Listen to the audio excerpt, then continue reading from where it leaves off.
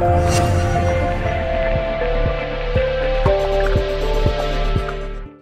everyone, this is Dhruvutani from PhoneArena.com, and today we have with us the new Google Nexus 7, which is the 2013 edition of the Google tablet, and also Samsung's Galaxy Tab 3. The Nexus 7 was launched in July and is yet to be available in India, while the Galaxy Tab 3 was launched in July and has been available since then in India. The Nexus 7 comes with an upgraded processor, a much better display and rear camera, which was absent in its predecessor, while the Galaxy Tab 3 has Samsung's Exynos system on chip. Let's check out how the devices perform. In terms of design and build quality, the Nexus 7 follows a different design formula with thin side bezels but fairly wide top and bottom bezels. The materials used are also different, with the rubbery matte finish on the back offering a solid grip. The Samsung Galaxy Tab 3 follows the design language of the latest series of Galaxy phones with a full plastic build and a plastic rim running around the edges of the device. In terms of dimensions, the Nexus 7 is not as wide or tall as the Galaxy Tab 3, but ends up being thicker than it. In terms of weight, the Nexus 7 weighs 290 grams, while the Tab 3 comes in at 314 grams. On the front of the tablets, we have the display, above which we have the front-facing camera and the ambient light sensor above it on the Nexus 7, while we have an earpiece with the front camera on the right side of it, and ambient and proximity sensors on the left side of it on the Galaxy Tab 3. Below the display, we have nothing but a thick and solid bezel on the Nexus 7, while there is a physical home button flanked by capacitive touch keys on either side on the Tab 3. The positioning of keys is similar. On the right side, we have the power lock key, below which we have the volume rocker and microphone on the Nexus 7, while on the Galaxy Tab, we have the volume rocker, the power lock key, and the IR blaster. On the bottom of the Nexus 7, we have just a micro USB port, while the Galaxy Tab 3 has the micro USB port and microphone along with dual speakers. The Nexus 7 has a completely bare left side, while we have a covered micro SIM and micro SD card slot on the Tab 3. Moving to the top, we have the 3.5mm audio jack on both the devices. The volume rocker and power button on the Nexus 7 is along the curved edge and is very slim, and hence accessing it tends to be a bit tough. We didn't find the tactile feedback to be very good either, while the Tab 3 has good plastic keys on the sides, which offers good feedback. Moving to the back of the device, we find a very grippy, rubberized matte finish material on the Nexus 7, and this is in sharp contrast to the glossy plastic on the Galaxy Tab.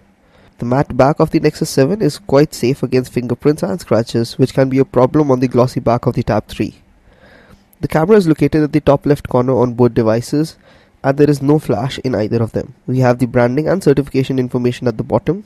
The back cover is not removable in either device. The thick bezels on the top and bottom make it seem a bit awkward. However, the horizontal branding makes us believe that the Nexus 7 tablet is really meant to be used in the landscape mode.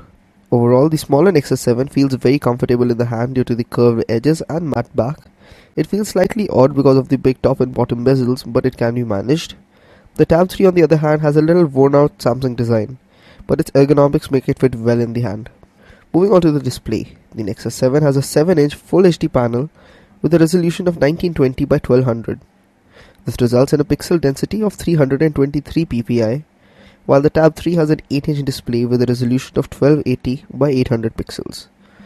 This results in a pixel density of 180 ppi, which is much lower than the one on the Nexus 7. The display on the Nexus 7 is one of its key selling points, and the 300 plus ppi display on a 7-inch tablet is truly amazing. In terms of sharpness, brightness, saturation and viewing angles, the Nexus 7 is far ahead of the curve and most definitely of the Galaxy Tab 3. Overall, we definitely enjoyed the display on the Nexus 7. Under the hood, the Nexus 7 has a 1.5 GHz Snapdragon S4 Pro system on chip with 2 GB of RAM and an Adreno 320 GPU. The Tab 3 is powered by a 1.5 GHz dual-core Exynos 4212 system on chip, along with 1.5 GB RAM and a Mali 400 MP GPU. The Nexus 7 ships in both 16 and 32 GB variants. On the other hand, the Galaxy Tab 3 has 16 32 GB variants, but both variants can be further expanded using the microSD card slot built in. Out of the 16 GB of storage, the Nexus 7 has 12.2 GB usable, while the Galaxy Tab has just around 10.8 GB of usable storage. In terms of performance, the faster processor and the extra RAM gives the Nexus 7 a clear advantage, as it is quite fast in opening and switching between apps. For day-to-day usage, the Nexus 7 is very fast and very snappy. In benchmarks, the Nexus 7 easily beat the Tab 3 in almost all benchmarks, so let's check out some of the benchmark performances.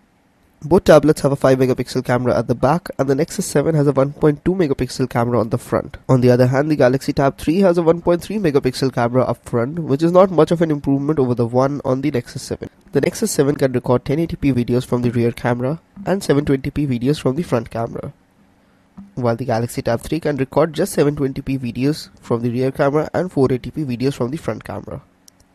The camera interface is very different on both devices. The Nexus 7 has the stock camera interface with nothing but basic icons like a shutter icon, a mode toggle icon, and the settings toggle icon. Settings can also be reached by pressing and holding anywhere on the viewfinder.